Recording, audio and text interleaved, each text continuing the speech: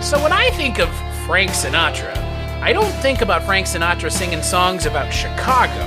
Do you? Oh, me? Yeah. I mean, I guess I do because I've seen this movie. New York. You know what I mean? Like, it was weird to see Frank Sinatra being like, Chicago's my kind of town. Like, I love that number. I like it. It was just, when I think of Frank Sinatra, I'm not that I'm saying I don't like Frank Sinatra. I'm not the most educated Frank Sinatra fan. I see your point. He is more associated with New York. He's from Patterson, right? I mean, or he's from Hoboken. Yeah. Yeah. So he's from that area of the world. I mean, I know Hoboken's New Jersey, so roast me, New Jersey people, but he sings New York, yeah, so yeah, that's what but I will tell you, My Kind of Town is a song that I sent to one of my very close friends who is a Chicagoland native, longtime Chicagoland native, and I sent it to him, and I was like, this song's pretty good. This is a good Chicago song. I'd never heard it before. What did your friend say? He was like, that's Frank Sinatra, and I was like, yeah, it is. It's like, great. That was about the extent of it. But man, you know what's exciting though? I was not expecting the film that we're talking about on this episode of the Kulturecast, Robin and the Seven Hoods. Want to hear a wild idea? Robin Hood. Yeah. Robin Hood in Chicago. No bows and arrows, none of that. Easy. Let's take it easy. You think that's wild?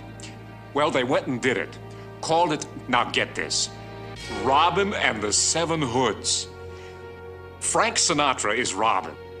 It's like when they started the United States, they put all the states together and they made one union. And I'm like the first president. Give my regards to Martha. Dean Martin is Little John. Sammy Davis Jr. is Will Scarlet. Alan Adale, you know who they got? Bing Crosby, for heaven's sakes. You're a very popular man, Mr. Robbo. An honest-to-goodness Robin Hood. Who's Maid Marian, you ask? Barbara Rush. Why do I get the feeling I'm being had? Now take it easy, fellas. This is just a trailer. Let the management hasten to assure you that this Robin maintains the same high ideals as his literary progenitors. Take, for example, the emphasis on civic spirit. My kind of town, Chicago. my kind of town. Chicago. And for a great big hunk of old-fashioned, red-blooded sentiment, you'll have to go a long way to match this one. But I'd say a man who loves his mother is man enough for me. What's your racket? I'm a brain surgeon.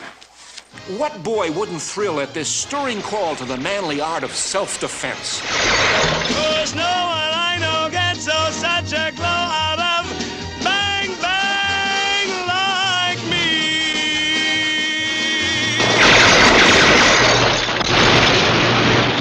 Could anyone doubt a production that includes an ethical exhortation of this caliber? Take it from me, don't be a do-batter, do-batter, do-batter. You put your foot on that ladder that leads you to that place. Tireless in their search for uplifting themes, our stars even find time for the sartorial virtues. Got or you haven't got style.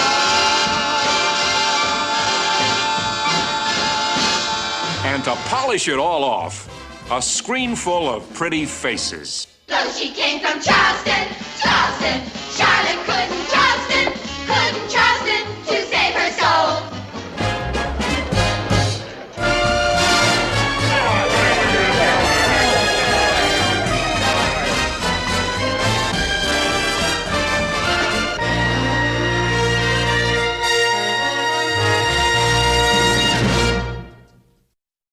continuing our little comedy mafia movie month over here. I did not expect this movie because, again, I didn't look it up before I watched it. I like going into movies completely blind and then doing the research after. I was not expecting it to be a musical. I guess I should have figured, but when Peter Falk started singing, and here's the funny thing, Cullen Gallager of Pulp Serenade is actually the creator of the theme song for The Shabby Detective, a podcast about Peter Falk's most famous character he played, Columbo. And that's who's joining me on this episode. And Cullen, correct me if I'm wrong, did you help me pick this one? Yes, I'm Okay. the one who put this in your suggestion list. Great. So on this episode, we're talking about Robin and the Seven Hoods, if you can't tell. It is a mobster retelling of the classic Robin Hood story transplanted to 1920s Chicago gangster setting. And it's a musical film. So that's what we're going to be talking about on this episode. So it's directed by Gordon Douglas, screenplay by David R. Schwartz. It stars, obviously, Frank Sinatra. Who else? Cullen Dean Martin. Who else? Peter Lawford. Oh, no. Bing Crosby. Sorry. And Edward G. Robinson in a great little cameo at the beginning. Right. Sammy Davis Jr. How do you uncredit Edward G. Robinson? Like, it's not like anyone's not going to know who he is. So what I wonder about that is if it's like, because Edward G. Robinson is, famous as Little Caesar. I wonder if that's supposed to be like a surprise, because it's not like social media is going to be like everyone on their phone. Oh, Edward G. Robinson is in this movie before they get there. Like, I wonder if that's like a little treat for people that would have been seeing this. Or maybe there's something like contractual where like, he did it as a favor. And that's kind of my assumption is like, hey, Edward G. Robinson, you want to be in this like Frank Sinatra movie? Sure, why not? Like, do I have to do anything? No, just like stand here, do the gangster thing, and then just get shot. So the film is, like I mentioned, it's a Robin Hood retelling with Frank Sinatra playing the hilariously named character of Robbo. Can we both agree that Robbo is like it's a dorky name? Why not just have him be called Robin or Rob or anything else? I didn't mind it. It's awkward. It's just kind of awkward, right? The first scene has them going, "Where's Robbo?" And I was like, "Who the fuck is Robbo?" I'll wait for Robbo to get here to make my assumption as to who he is. I will say this: I've never heard anyone called Robbo before, or since, or ever. I'm okay with that. Sure. No, look, yeah, it's goofy. It's goofy, right? But it's a goofy movie. So that's the thing. I don't find this movie nearly as funny as I think this movie wants to be. It's like there is some stuff in this movie where characters are getting killed and put into concrete blocks. It's gruesome. Like it's it is pretty goddamn gruesome. It's a classic like hard-boiled gangster story with some numbers thrown in. Right, with Bing Crosby dancing and singing with a Robin Hood hat on. And when if we get to it now or later, among the most magnificent musical numbers I think ever filmed, Sammy Davis Jr. destroying a casino, shooting all the bottles and grabbing a Tommy gun and dancing on top of a bar. And what's he singing about in that song, Cullen? He likes the Rudy Toot Toot. What is the Rudy Toot Toot, Cullen? The sound of the guns going off. Yeah, Sammy Davis Jr. sings a song in this film called Bang Bang, which is about shooting people and using guns and the sound that the guns make. It is amazing. 110% makes... There are few and far between things that are like, you need to watch the movie for this. That scene is... It's bizarre to the point of like, I couldn't even believe what I was watching. Like, it's great, but it's very strange. It's ecstatic. And it's... Yeah. I wasn't kidding. Like, I think that is just one of the best musical numbers of all time. And just his charisma, like the way he moves, his singing, his dancing, his body language. There's just so much artistry and energy. Like, how can you take your eyes off that guy? Like, Right. he just fucking commands the screen when he's on. And I just love that they give him that number. It's like, he doesn't need anyone else. That is just him. So He barely does anything else in the movie. I mean, if he's in it for like, it feels like that scene is the scene where they're like, Sammy, do your thing. yeah. And look, it's a Rat Pack movie, so like you kind of know what you're getting when you get yourself into a Rat Pack movie. I think this, we'll talk about when we talk about kind of the Rat Pack proper. But I'm curious, Cullen, why did you pick this movie? Because you said gangster comedy, and this is the first thing that, and you also said you had a lot of like newer movies, and so it's just like classic gangster comedy, and I'm like, what's something that I think is really funny that doesn't get talked about a lot? And I was like, Robin and the Seven Hoods. Yeah, I mean, again, like you mentioned, the last movie we talked about, Oscar, which is over on Patreon, is from 91. This is from 64. So, yeah, it's. I also thought Richard would have liked it, who's not here with us tonight. Right. We're thinking about Richard. Our good friend Richard Haddam is currently under the weather, which is unfortunate because, yeah. Feel better, Richard. Feel better, Richard. Yeah, Richard would have loved this movie. This feels like Richard's speed, right? Like, this is in his wheelhouse, 100%. I was looking forward to hearing your comments as well, but, I was trying to think of something that would have been a fun, conversation for the three of us to have. Right. And I feel like there's so many good people in this movie. I'm a huge Gordon Douglas fan, and we can go through his filmography, at some point, because he's a really underrated director and has an incredibly long career.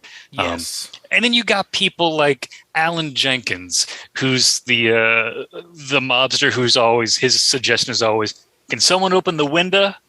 And he goes back to like 30s Warner Brothers movies. So to have him in there for me was just like, oh my God, that just made me so happy. And I'm sure everyone on that set is like, that guy is a legend. He is hanging out here. He and Edward G. Robinson had, basically created these archetypes that people are riffing on. You know who I really, really love? Victor Buono. Oh my God. He is great in this, I thought. Yeah, so I've seen a lot of Victor Buono recently. So on Rankin' Unbassed last year, we talked about The Flight of the Dragons, which he did a voice in.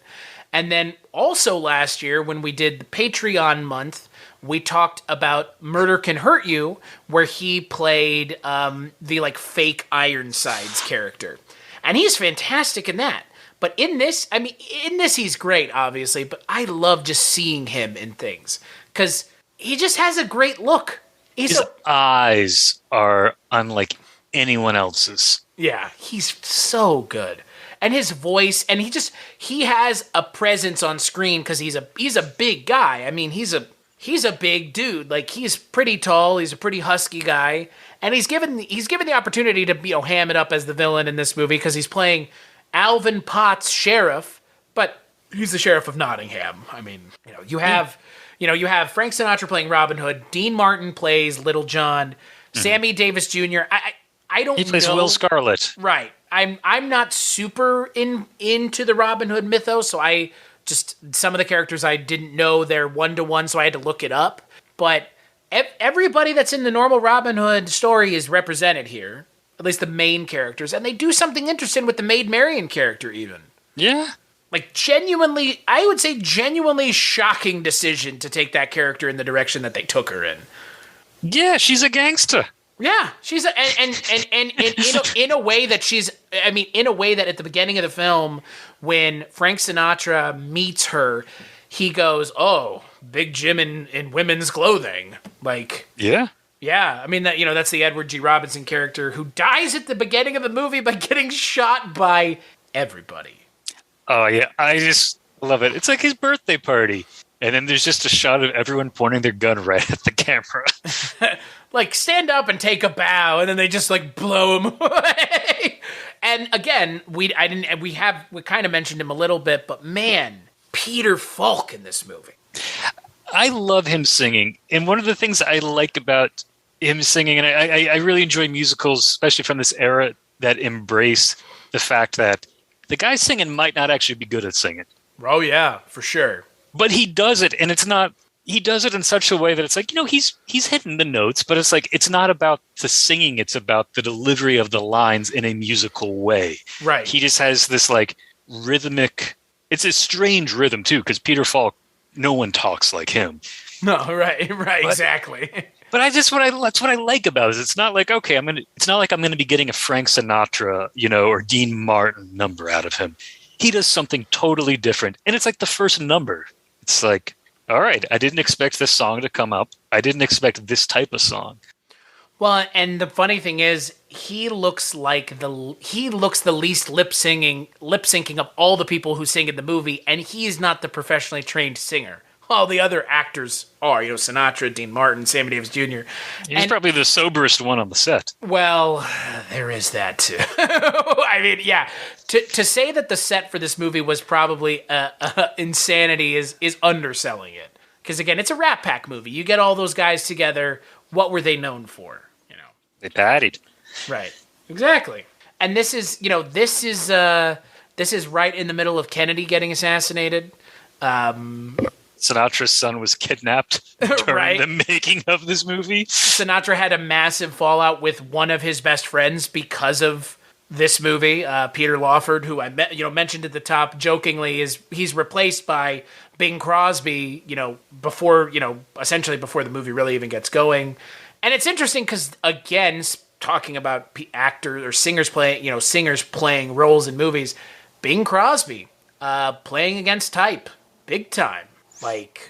And surprisingly good. Yeah, he's great. I love that. I love that number he leads in the Church of Mr. Booze. Yeah, he's great. It's weird. Like, it's not that I didn't like this movie. I think my issue with this movie is it was a little long for its own good.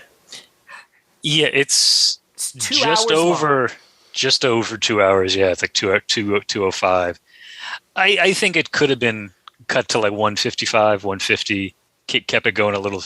Yeah. But here's something I was fine. I watched it again today. I'm fine with the length. One of the things I kind of like about it is it's not a movie that like has like a peak and then a nice slow coda. It just sort of keeps going and going and going, and then the characters keep getting out of different jams. They keep busting up each other's places, and then it just hits a point where they're just like, all right, all these. We're not fighting this battle, and they like jump out of a window, and then there's like a coda at the end. Like it ends very abruptly. Like it just keeps running and running and running, and it's like, all right, time to call it a day. We have a 2-hour movie. Honestly, I felt like the ending of the film was the weakest part of the film. And I'm not talking about what happens, I'm talking about what you just said. Like, I'm speaking to more the fact that it was like, and the movie just ended. Like, yeah, it just runs out of steam, and then it's just like, cool, let's just throw on like a little joke at the end, and that's it. Like, oh, there's Victor Buono. Like, he must be in that stone block. Da da da da da da. Think like, guys, there had to have been a better way to do that. Well, but there has to be a better way to end your film than just like, yeah. But also, it feels very of the time. Like, I've seen plenty of movies from the '60s that just kind of end. This isn't the only one. Like, no, it's.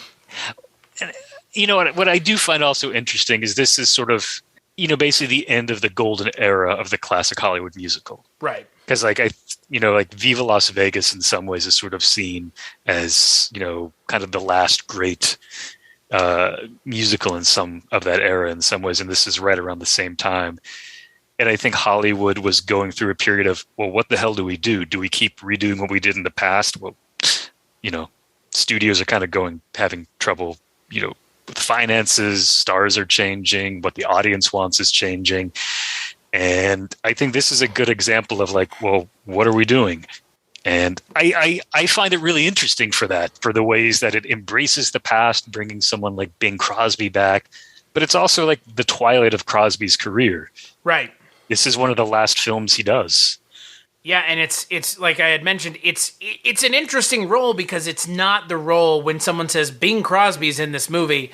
This is not the role you would expect. This isn't even the role you would dream up for him, frankly. Like, another role that I do love Bing Crosby in is what he makes next with the same director, Gordon Douglas, the remake of Stagecoach, with Anne Margaret, Alex Cord, R.I.P., Red Buttons, Van Heflin, Slim Pickens, a lot of great people. But Bing Crosby plays I believe he plays the whiskey drummer. Interesting.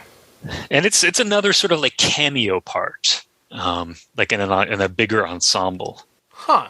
Yeah, Bing Crosby is, I think most of us know Bing Crosby from his Christmas music.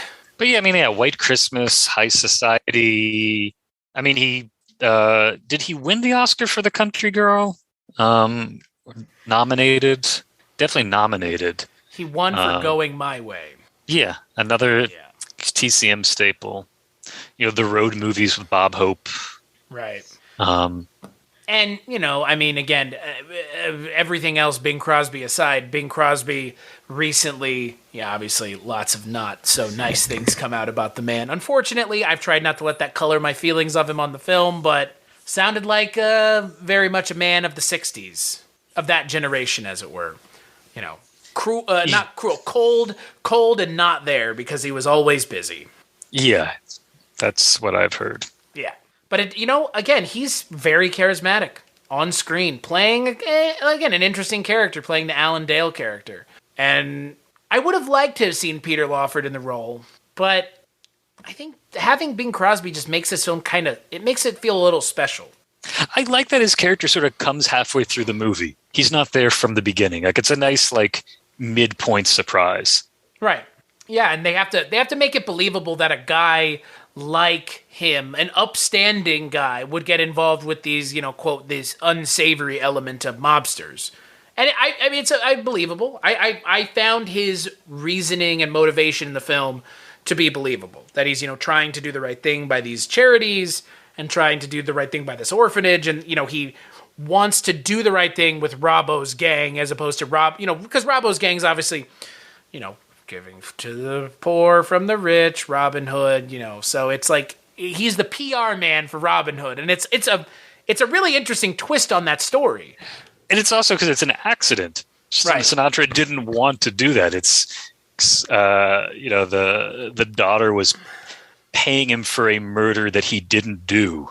Right. And he's just like, "Oh, get rid of the money." And one of his goons is just like, "Let's give it to let's give it away to an orphanage." And, and the orphanage's director just happens to be Alan Dale, the Bing Crosby character. But it's an interesting twist on the Robin Hood story, because, the Robin Hood story is, he robs from the rich to give to the poor. In this, he's not really robbing from the rich. He's just kind of giving away money, because it helps his public, it helps his kind of public appeal.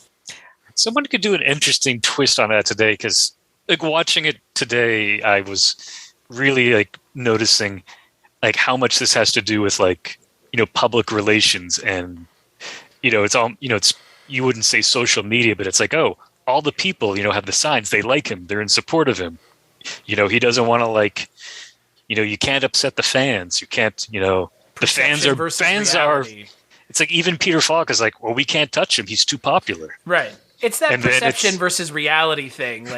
The reality of it is he is a gangster, but the perception is he's this ne'er-do-well philanthropist gangster, and it's it doesn't work that way. It's not real. And how do you get him? You have to poison the image and turn the people against him. Right, which again, it's like you said, it's interesting because this movie feels ahead of its time with the way it handles its plot. The beats of the Robbo character becoming the man about town that everybody loves. That's pretty smart and pretty forward thinking for 64. Yeah. Yeah. It's great. I loved it. I also like that, Sinatra's character, he's not, they don't make him cozy. No. He's not a nice guy. No, he's not. He's a cad, he's a gangster. And, he's hard boiled. He's charming, but, you wouldn't want to cross him. But I like that they didn't sort of make him a teddy bear and give him a sentimental side. Yeah, I'm with you. I mean, that's the thing about Robin Hood in a lot of the stories that is missed is there should be an edge, because he's still a criminal. Even though he's a criminal with good intentions, he still needs to have that seedier, edgier part of his personality. And sometimes they steer way too far into it with something like the Robin Hood movie that came out recently with Taron Egerton and Jamie Foxx, which was not great. But they steer into like the whole like he's killing people and he's edgy, but he also gives back to people. And that's like it seems like a newer interpretation of Robin Hood as opposed to this film was. I feel like it's ahead. It's ahead of the curve here because like making Robin Hood less than savory, I think is an interesting direction of taking the character. No, that's true. And I've been reading see it a lot at the time. Like you didn't see people going, Robin Hood is still kind of a bad guy. Like he's not a good person. No. This reminds me because I've been reading all these W.R. Burnett novels, and he's the one who wrote Little Caesar, which arguably is the start of the modern gangster novel, and then when it's adapted to Hollywood, the modern gangster movie.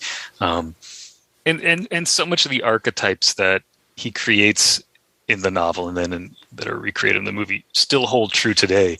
But just that constant, that ambition that, everybody's backstabbing everybody trying to get to the top. And I thought this movie did a good job of, staying true to that. There felt like there were stakes. Yeah.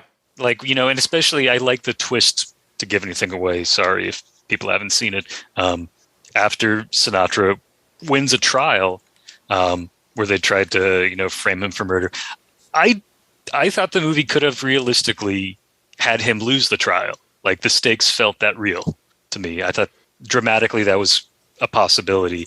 And then when he gets out and goes back to his old operation, the daughter has sort of moved in and, taken over and is now doing counterfeiting, And is it, what I thought you were going to say? I thought you were going to say the movie could have logistically ended when he got out of court. Oh, it could have. That scene felt like such a. It felt like a conclusion. Like I think it was probably the way that they shot the scene from like above, and you see him like getting into the car. I was like, there's still 20 minutes left in this movie. There's no way it's over, but it feels like he could just. He won the trial, and he's going back to his life to be whatever. But no, there's a whole nother. It feels kind of like the coda to the movie almost, where it's like a whole nother third. Yeah, it is. But that's I like that twist. It's not a common beat. It's not what you would expect. Right. So for me, that was something that I'm like, okay, that kept the movie interesting to me. Yeah. No, it's like, all right, so he wins the murder trial, but then there's still more things going on. I mean, they still have to tie up Peter Falk. They still have to tie up Victor Buono. But just that scene feels so like a finale of a film. Most movies, it feels like that would be the final shot of him, like, coming out of the courthouse. Everybody's out in the streets cheering for him. There you go. And I like it didn't end that way, but it was it was a little strange. I was taken aback, I guess. And I mean, that also just feels like the end of that movie feels very in key with the sort of archetypes that Burnett creates where, the story ends when the con is up. When it's just like, cool, everybody's dead in jail or like out on their ass. Right. And that's the way this story, winds up unfolding. It's like those people go as far as they can with their scheme and it just hits a point where it's like, we've lost. And they are smart enough characters to know when they've lost and when to abandon ship as to not go down with the ship. Which is, again, atypical of Mafia stories. Like, most of the time, the Mafia characters just ride the ship into the ground or ride it into the iceberg or whatever, however you want to put it. Rarely do they jump off the ship before it sinks. They go down with it. And this one, they're dressed up like Santa Clauses at the end of the film, panhandling money, It's a pretty undignified end, but I love it. I don't think that change is going to any orphans. No. I think it's going to pay their bar tab. And I like that the Bing Crosby character gets one over on them in the end. Yeah, I didn't see that coming. Well, I didn't see it coming either, but it really makes me laugh and when I think about the song that they do with Bing Crosby, where it's the Styles song. And if you think about it if you think about the way the film ended, like, he was just waiting for his opportunity to stick it to those two assholes. Like, that's the way I bet he was thinking, like, I just can't wait. Give me an opportunity to stick it to him, and I will. And he did. I mean, he does in the end. I mean, he's the last man standing. He is. Oh, he and the daughter. Right, but I mean, I think she's going to be the last one standing. Well, yeah. The next scene is he's in another cement block. But there aren't enough cement blocks in the world to put all these characters in, so she has to stop at some point. There's a lot of like we mentioned at the top. This movie is pretty gruesome, in a way that movies from then were, where they don't show anything, they just imply it. I love when all the gangsters are trying to like pitch to Peter Falk how to like kill off Sinatra, or the sheriff before it's Victor Buono, and they're talking about taking him to the steel factory, and Peter Falk's just like, no, that's out of town, that's too far. Just like, yeah, I thought he was just so good. I mean, he's hamming it up 100%. Oh yeah, and I love when he's at the in the trial. And he's like, he'll stop what he's doing to explain the gangster slang to the judge. And then he even comments to, about the judge. Yeah, he's a good guy, the judge. He's just such a ham. And he owns himself. Yeah, he almost overshadows everybody else in the movie. He's that good. He is that good in this movie. I mean, he's that good in general, right? I mean, Peter Falk is not known for being a bad actor. Let's just put it that way. Like, he's known for playing a character that is unassuming. And this is a movie with big personalities. They come out with the biggest personality. Right. You got to be pretty large. Yeah. Oh, yeah, for sure. And again, when he started singing, I was just like, I wasn't expecting Peter Falk to start singing, but here we are. And like I said, I enjoyed it. I enjoyed it a lot. I think, again, even my issue with the runtime in this movie, I don't know if I would suggest it, but what I would say is it's a good musical. It's a mess, but I sometimes love messes, and there's a lot of great moments in it. I feel like if they had gone more into the direction of spoofs, it might have worked a little bit better. Because it almost doesn't feel like a spoof at times. Sometimes it feels like a straight-up gangster movie. But with songs. And to me, that inherently can't work. The fact that it does work here is, like you've mentioned, it's kind of like 9 times out of 10 this doesn't work. The one time that it does, it's this movie. And even this movie is still kind of a mess, but it's less of a mess than the other kinds of movies like this one. And I'm okay with that. And it's carried on the backs of the actors and the direction. I was going to say, just the amount of money that's poured into this is right. A lot. And to be superficial, I could not stop staring at the suits. Right. As you mentioned this, you got to have style. Right. That song is just so wonderful. And it's great to see Bing Crosby keep coming out of the closet in the goofiest suits. But goddamn, just watching everybody wear like the most magnificent suits. They know how to dress, or rather, they know someone who knows how to dress them very well. Right, but they know how to walk in these clothes. Victor Buono's suit. I'm just looking at that guy and I'm like, you look like $1 million, dude. Exactly. Oh yeah, no, it's so much eye candy. And it's just like, I don't know. I feel like you don't see this sort of like, you don't see this many men dressed this fucking well in a movie these days. I agree. It was a point of pride, obviously. I mean, that's where, the budget had to go somewhere, and I think they left it all on screen. Building those sets that they just destroy a couple times. Right. Oh yeah, that too. And then they build that set that can flip-flop from like a gambling casino into like a it's the little, what do you call that, where Bing Crosby, there's a name for it, where the he's preaching and all the people. like the chapel. Yeah. Chapel, that's what it's called. Yeah, that scene's fantastic. The revival meeting. Yeah. But yeah, that set, they tell an architect, we want a club that can transform, with the flip of a switch from a casino into a chapel. And it exists in this movie. You see it happen. Right. That's insane.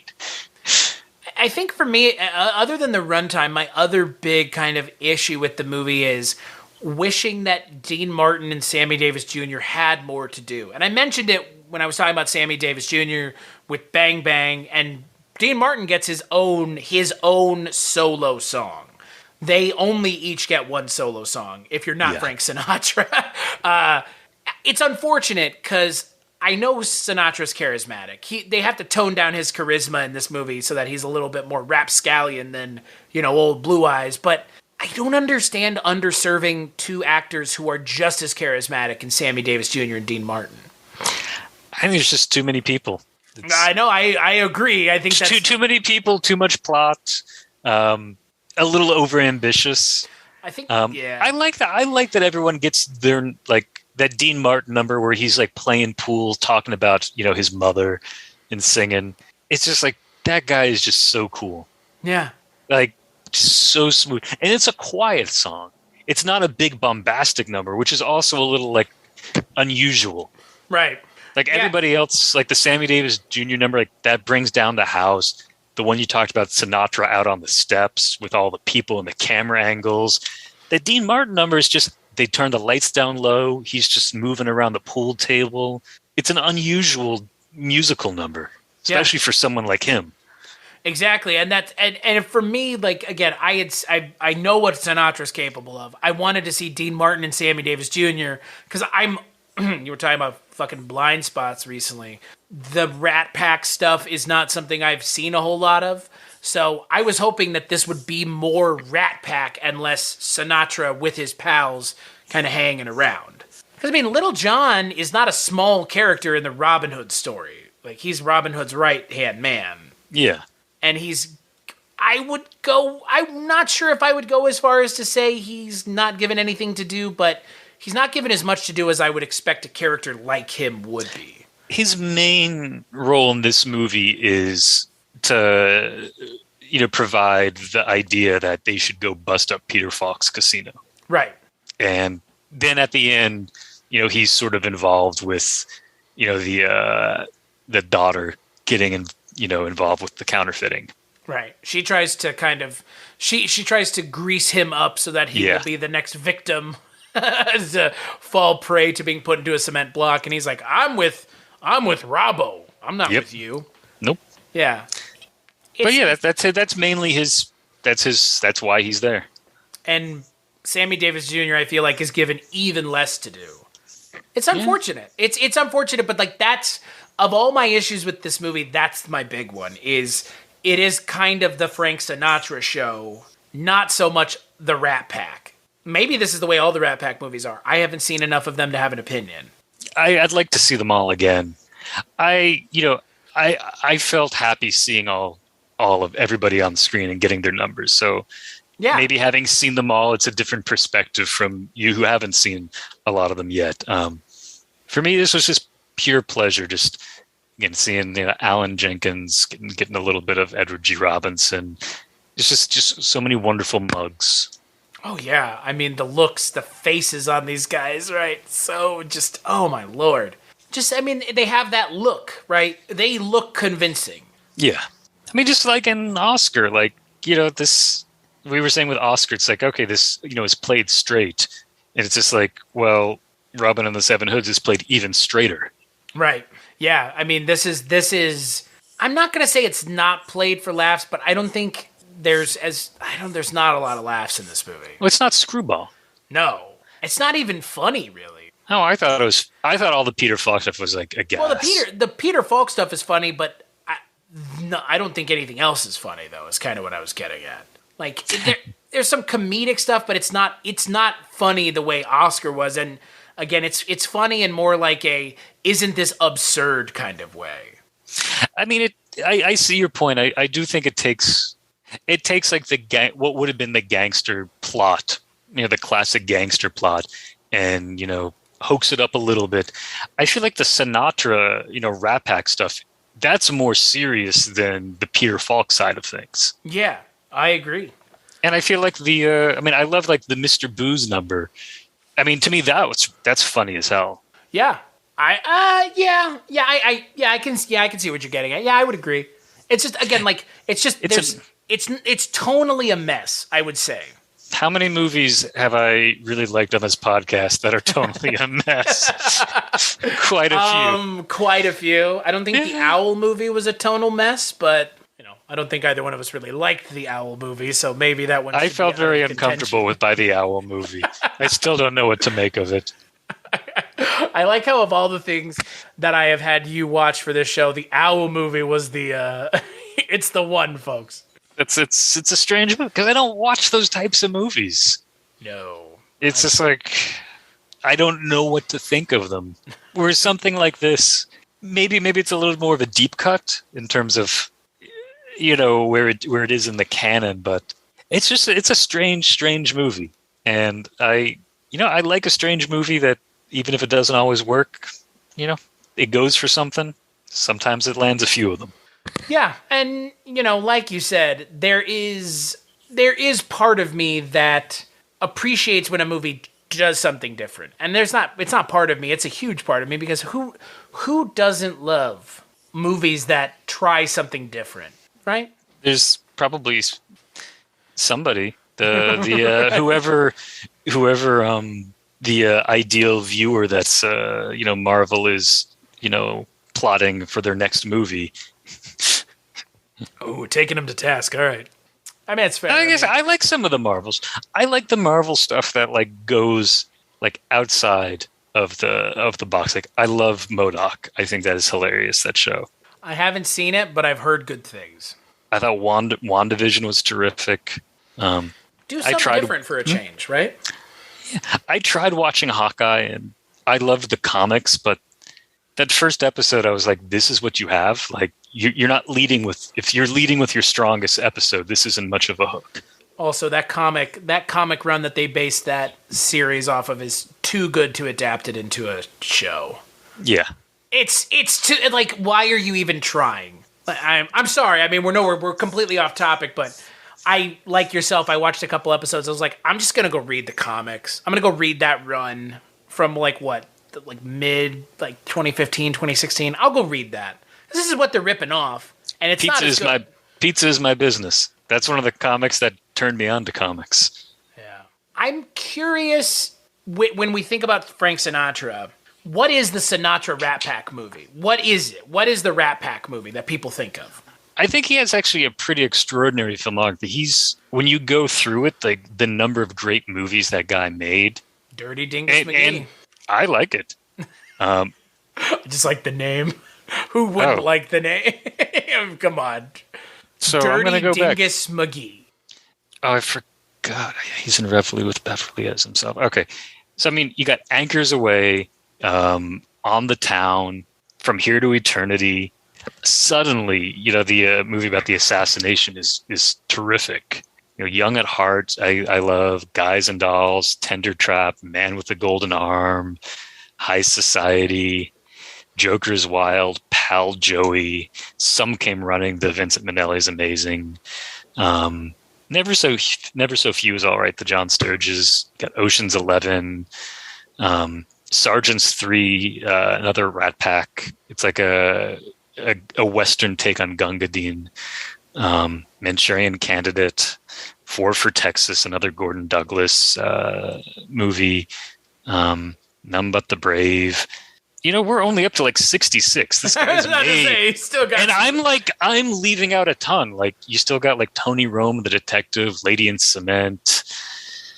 That guy made a hell of a lot of really good movies, and a lot of them are serious. They're not all musicals. They're not all comedies. There's a lot of drama. There's some war pictures. There's some action. There's some westerns. I think he was actually a pretty versatile actor. And there's one movie missing from his filmography that I really wish was on his filmography. What? Die Hard. You didn't know about? Yeah, he was the actor that they wanted for Die Hard. Oh, whoa! I did not know that. Uh-huh. Instead of Bruce Willis? Well, he was the original. I think he was the one that they approached initially. Yeah. In the 80s? Yeah, I mean, he was still alive, and that would have been a different movie, but. Oh wow! Well, because isn't it based off of a book? It's based on a book, yeah. The Roderick Thorpe book, right? I think that's who wrote it. And that I've never been able to find a copy. Roderick Thorpe's book, The Detective, was adapted and had Sinatra in it, so... Oh, man. Yeah, this is blowing my mind. Right. I would watch that. I mean, when were they... Was this like back in the 70s they wanted to do it? 70s, early 80s? Yeah, I think it was like the early 80s. I mean, Sinatra was 70 at the time, and they were contractually obligated, but he only turned it down after they offered it to him. He didn't say, like, I won't do it. And they approached plenty of people, too, who were varying ages as well, so it's not like they were only approaching, older people or younger people. If it had been Frank Sinatra, that would have been an interesting movie. I'm not saying it would have worked, but I don't know. What Sinatra movies have you seen? This one? Oh, this is the only one? Yeah. Oh, wow. I know him from all of his singing. Oh, man, if I had known that, I don't know if I would have picked this as the first one to introduce Sinatra to you. It's good, though. He's charismatic. He's just, he's abrasive. Yeah. But, like, that's kind of what I expected in a way. When people talk about Sinatra, I'm just like, there was always this, like, rough around the edges thing with Sinatra. Like, the whole mafia possible association. That's a little rough around the edges, right? Like, yeah, one thing a story I do like about Sinatra. So he was close friends with Judy Garland, and when she would need to get away from her abusive husband, she would call him up, and he and his guys would come over and make sure she was okay while she and her family got out. So see, that's a stand-up guy. Yeah. Also a scary guy. Yeah. All of him and his pals show up, fucking run. Just run. I mean, run. Like, yeah. Frank Sinatra will beat the shit out of you. I believe that wholeheartedly. But, it's interesting. I mean, for a first Frank Sinatra film, I think this is almost like par for the course Sinatra. Like, it's not like an amazing performance. It's Sinatra doing just like, yeah, I'm Sinatra. He's like kind of playing himself. Yeah. Which was kind of what we said with the Elvis movies last year. Which is kind of, to be honest with you, that's what I was expecting with this movie. But that's not Sinatra's typical. Right. On screen, like in the Rat Pack movies, he's a little bit more like, I'm Sinatra. But most of the rest of his career, he's doing other stuff. Right. Yeah, I mean, there were, 5 Rat Pack movies? And he did how many other movies? Because we didn't even mention all of them, so... No, I just literally picked off like the ones that I would consider just like great movies. Right. Like worth seeing. And there's others I still haven't seen. There's stuff I also didn't mention that are like decent. They're like, okay, these are fun. If you're a big fan, they're worth seeing. And hey, as someone who's currently reading The Godfather, just knowing that Johnny Fontaine is is essentially Sinatra. I just, every time they say Fontaine, I just imagine they're saying Sinatra instead in the book. And it cracks me up because it's like, I understand why Frank Sinatra hated Mario Puzo. Like, I get it now, like 100%. Because it's not a very glowing character study that they have in that book of his character. No. He's, yeah. That'd be fun to reread. It's talking about mafia movies this month, I had started talking about these comedy mafia movies. The germ of this idea started back in September when I started watching The Sopranos, and I fell in love with it immediately. We talked about it last year a couple times, and it has supplanted The X-Files as my favorite TV show. That's great. And that makes me want to rewatch the show because I haven't seen it since it aired. Like, I caught them all. Like, my mom would tape them and then I would watch them. Right. So I would see them like a month later. But it put me on this path to revisit The Godfather over the Christmas holiday, which I did. I rewatched the first one, the second one, and then what's it called? Mario Puzo's The Godfather, Cullen, The Death of Michael Corleone, which is... That's the new version of the third movie. Yeah, brevity is the soul of wit, as they would say, with the title that fucking long. So what's the difference between that and the third movie? It's not trying to be a sequel, but Coppola's like, this is not the sequel. The entire film is the epilogue to the first 2 movies, which, again, I haven't seen the third one's original cut. That's the problem. And I'm not sure if I ever will. Unless I'm on an episode of something where someone's like, you need to watch the 2 of them. But you know what the big thing is? He doesn't die at the end of the movie. it's like the spiritual death of Michael Corleone, not the physical death. Because that's, I mean, the way I interpret the third movie is it's watching everything that he's built up unravel in front of him. And, you know, what the conclusion of the film is still the same with the Sofia Coppola character. And it's like, that's the spiritual death of Michael Corleone is this movie watching him die slowly because he makes bad decision after bad decision to go back into the mob. You know, just when I got out, they pulled me back in. So it's like the same story as the third movie. Yeah, the story is the same. I think it's just from everything that I've read about how the third movie normally was versus now, the third movie now gets to the story faster. It gets to the onus of the conflict immediately. This film opens with him talking to the guy, the archbishop or whatever in the Vatican immediately. That's the opening scene. And I don't think that's how the film opens originally. I think it's trimmed down a little bit. It's still 3 hours or whatever. I think it's like 2.5 hours. I enjoyed it. I don't understand the hatred. It's one of those movies that's aged, I think. I think it's a movie worth reappraising. Yeah. I haven't seen the third movie in probably 25 years. So I barely remember it. So the first Godfather is almost 3 hours. The second Godfather is 3 hours. And the third Godfather is almost 3 hours. So it's like 9 hours worth of movies. By the end of the third movie, I was not disappointed by the conclusion. The conclusion felt like the logical conclusion for this story. And in my opinion, that's a success. Yeah. Given how lauded Godfather 1 is and Godfather 2, Godfather 3, I think, deserves to be in that conversation. And if people are ragging on it, it's probably because they haven't seen it in a long time or have never seen it at all. It's one of those movies that gets a bad rap because of how good the other two movies are. Let's not kid ourselves. I mean, that's really what this is all about. It's not as good as the first two movies, but no shit, one of those movies is one of or both of are some of the greatest movies ever made. It's hard to live up to them. How the fuck can you hold a candle to that? Like, I mean, that's why Critters 3 is so remarkable. Oh my god, the fucking slam dunk from Cullen. That's why Critters. I still haven't seen Critters 3. I hope I don't overhype it. You know what, Cullen? We're gonna have to do a Critters episode at some point because I feel like Critters is what I wanted from Gremlins. Do you know what I mean? Yeah, I'd like to go back and revisit Gremlins. It's been a long time. I remember liking them, but Critters, that franchise, is what I often want from like a horror comedy. Right. I'm with you. I want the horror to still be there. Yeah. And boy, is it. Like, Critters, it's still kind of, I mean, it is a scary movie. Like, it's a horror movie. And the critters are, I mean, there's a critter sitting next to you on your couch right now. Yeah.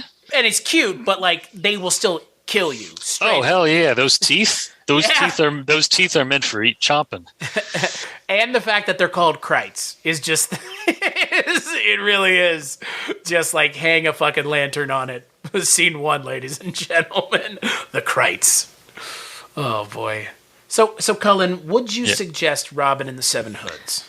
You know, I would. I would use the word delightful. It's not too goofy. To me, it's funny. I think it's got a lot of great numbers. It's got a lot of very charismatic actors and performers. I think it's an entertaining movie. Yeah, I would agree. I have my quibbles with it. It has some problems. But I think, you get 3 of these actors, the Rat Pack actors on screen together. You get Peter Falk. You get the Rat Pack actors, and then you get Bing Crosby, Peter Falk, Barbara Rush, Victor Buono, all the other, random little people that are here. Bernard Fine, Edward G. Robinson, Tony Randall at one point. You get all these people together, and you make something interesting. Is it completely 100% a success? No. But does it have to be? No. It's a lot more successful than I thought a movie like it would be. And that's okay. Yeah, I would agree. Yeah. So, on that note, let's take a break and we'll play a preview for the next film for Comedy Mafia Month. The story of the Cortino crime family began on the streets of old New York. Hi, Anthony. How's my favorite florist? This is for you. When a simple florist... your papa never paid me what he owes. ...discovered his destiny.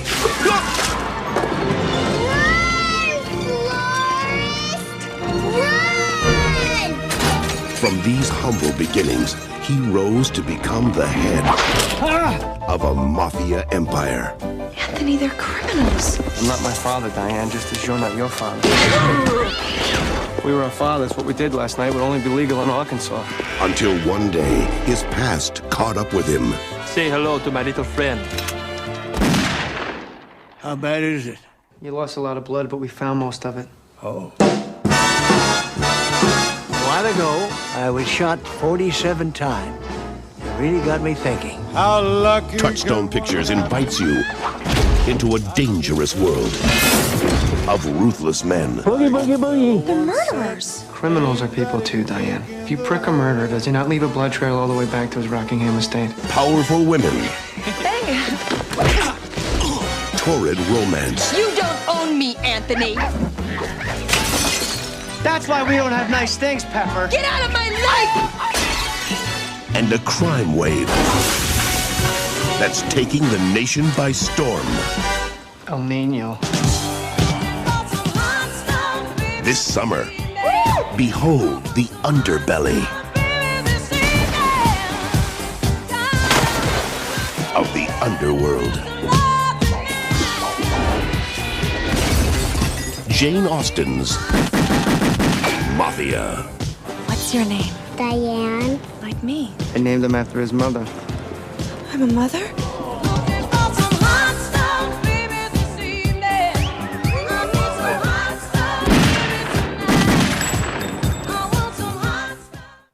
And that's right, on the next episode, we're going to be talking about a movie just titled Mafia. Jane Austen's Mafia, but Jane Austen's Mafia. We're going to be talking about that, and I'm going to be joined by my good friend, Mr. Mike White. Have you ever seen Jane Austen's Mafia, Cullen? No, but I like the way you say it. It sounds funny. It's, you've seen Airplane, right? Yeah, I love it. You've seen Naked Gun, right? Love it. It's Mafia. Mafia is just Naked Gun, but with Mafia movies. This sounds great. Goodfellas, Casino, Godfather, they're all parodied. There's parodies of all kinds of stuff. It's a Zucker movie.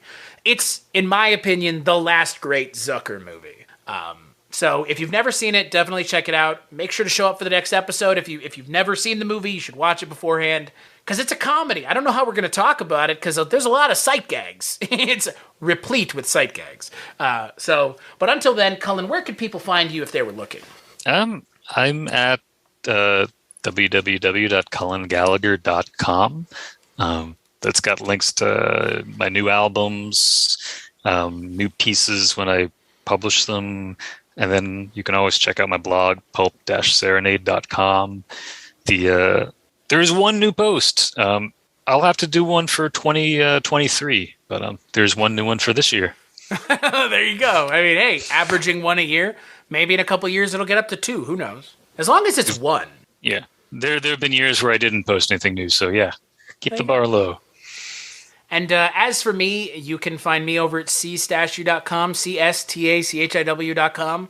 That's my link tree with all the things that I work on. Scary Stories We Tell, Rankin' on Bass, they're all there for your listening pleasure. As for this podcast, Kulturecast.com, patreon.com/Kulturecast. Those are the places you can go to listen and to kick a couple dollars our way if that's a thing that you're into. If not, hey, I totally get it. Times are hard. Cullen, thank you so much for joining me and for helping program the month. This was a good movie. It's my pleasure. Thank you. Cullen streak continues, ladies and gentlemen.